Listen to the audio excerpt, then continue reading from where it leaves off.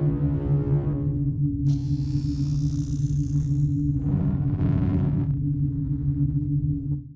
Orion is proudly sponsored by Gecko Cards, your go-to store for all things Yu-Gi-Oh! Check out the link in the description for great deals, fast shipping, and to help us out. What's up, guys? It's Brandon from Team Orion, and this is the best deck, Vanquish Soul, deck profile. I have been playing Vanquish Soul since release, on and off. Probably one of my favourite archetypes, other than Mimigul. So, the main part of the deck, Raisin, insane card. Probably your best starter, still your best starter, but he's the best of boys. We play 3 Madlove. This card used to be a one-of, and now it's probably arguably just as good as Raisin. Incredible card. Searches your spells and traps. Play 3 Holy Sue because we absolutely want to see her in our hand every single game. 2 Xiaolong. I don't think it's worth playing this guy at 3. He's a massive brick. I really don't like playing him at 2, but we need fire attributes, and he is kind of nice to see in your hand if you're going second and you already have a Holy Sue. Then we play 2 Borger, burn for 1/5 or draw, kind of nice, and 1 Caesar. I don't play Panthera. I think she's bad. We don't need Earth targets anymore because of Holy Sue. And I think we just have an Earth targets, especially when Canine comes out too, because Canine can kind of cover that spot for us. But that's it for the Vanquish Soul monsters.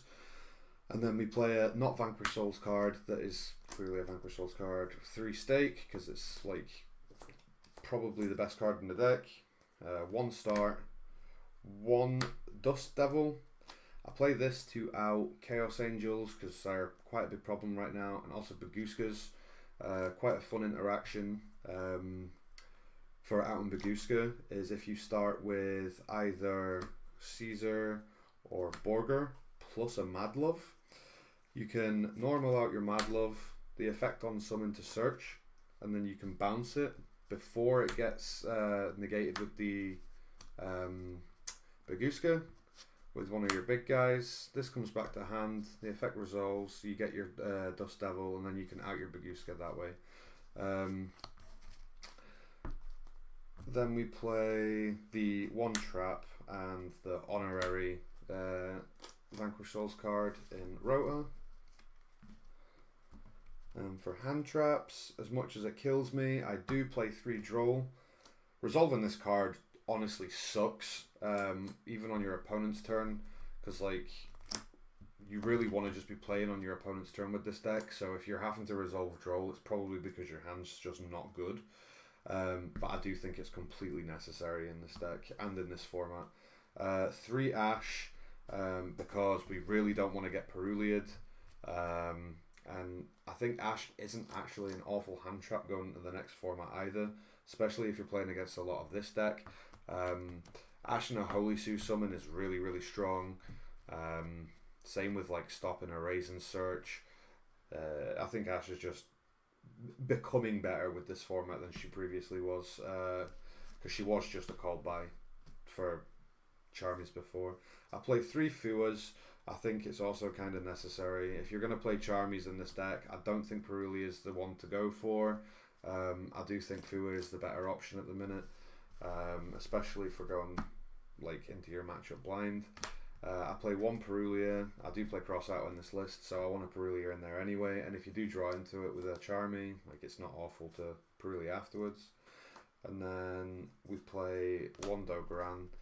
And that's it for like the actual hand traps. I am playing 3 Bestials as well, but I see these more as dark targets. I don't like to use them if I don't have to, unless I've already started my combo and I have darks in hand. I do like the Baldrake. It's very strong, comes up way more often than I thought it would. Druis is Druis, and Magnamut's actually really cool because sometimes if you get your Magnamut and you already have decent combo in hand, you can actually use it to search for your Caesar. Which I do more often than searching for other Bestials. It's a very, very, very nice, nice card. And then we play, for the power spells, we play one called by, one talents, and one crossout. I just feel like, same with pretty much anybody will ever say, like if any of these resolve, you're just like winning your turn. And then we do play 2 extravs as well.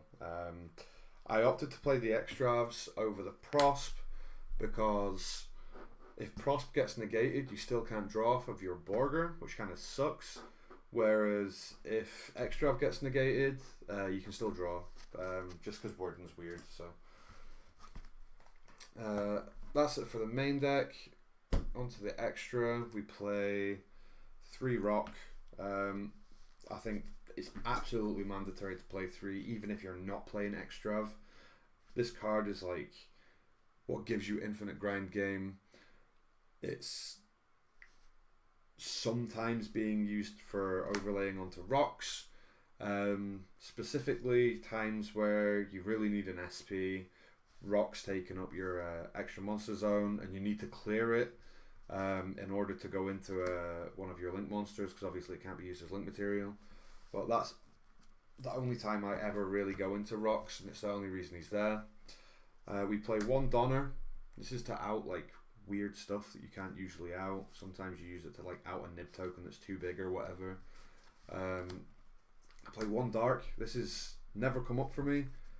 It is in there purely for the mirror match, funny enough. It's really good into the mirror match because you can just take their rock from grave. It came up for me online a few times when I've been testing. Because I play extra, sometimes you banish 2 rocks, and if you're in a grind game against the mirror, this can really help sometimes by just reviving their rock and using it yourself. I play 1 Goddess. It's a really good way to out towers. There's multiple towers at my locals, and there's also just like Liger Dancer going around. If you can get to Goddess, which is fairly easy to do, it's just like a free out. And we play IPSP. I do want to try and fit the new Link 3 Gorgon, but I haven't picked one up yet, which is the only reason I haven't put that in there. I do think that card's probably pretty good in this deck. It's very, very win more though, and I don't like playing any of the Nash Knight stuff. I think it's cringe. We play 1 Typhon, 1 Battling Boxers, King Dempsey. This is like, it never comes up, but it's in there anyway. It's purely just for like searching Raisin, but like like I said, it just doesn't come up like ever. It's just in there because 1 Baguska, because everybody plays Baguska, and then I play 1 Borbo, and this is meant to be a Shakanine. I don't know where it is. I have one ordered. It's coming in the post. And the Shakanine goes into the Borbo, and then the Borbo swings directly, and then you can overlay it into a Zeus. Old school Vanquish Soul tech. And then for the side, it's very, very standard. We're playing 3 Lanciers, because Malice. I'm playing 3 DD Crows. These are getting replaced for Bistials every time that I'm playing against, if I'm playing against Mitsu. This card is crazy against Mitsu because you can banish the ritual and stuff. It's really, really nice actually. There's weird matchups where like I just wish that I had a Crow instead of a Bestial. Same with Memento. Like stacking on DD Crows instead of Bestials against Memento feels so good.